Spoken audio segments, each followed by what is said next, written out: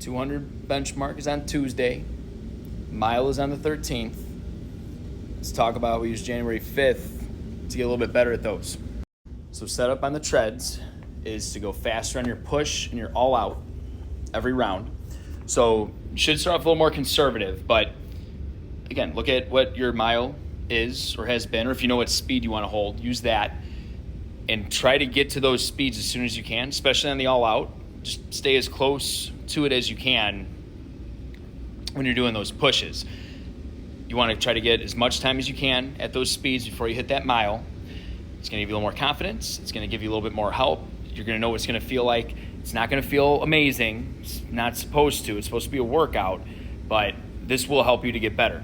When we get to the push to all outs at the base in between, you could try to hold those. You may need to pull back on one or the other, but if anything, those all outs, try to keep the all outs right at that mile pace. Your coach should be coaching you on the floor, so I'm not going to go too crazy on that part in the video, but snatches, cleans, low rows, step ups, those exercises, if you're going a little bit heavier or trying to be a little more explosive on those, that will transfer over to a 200. It will transfer over to your power on that rower. So keep that in mind. That stuff does help. Then the little bit of rowing that you have today, you got 150s.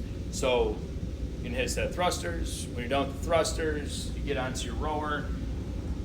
I would look at your clock, give yourself like 20 seconds at least before you actually start. We want these to be all outs. And you want to start it like you'd start the 200 benchmark. So like as soon as you get that handle up, we're doing some quick strokes, get yourself going, and then this should be fast, quick, right at the start. It's okay if you don't do your best wattage, your best split time, but that intensity should be there, and that's going to help you out when we start to see 200 benchmarks, 500 coming up next month, things like that. But if you don't practice that on regular workouts, not going to be there when we do the benchmark.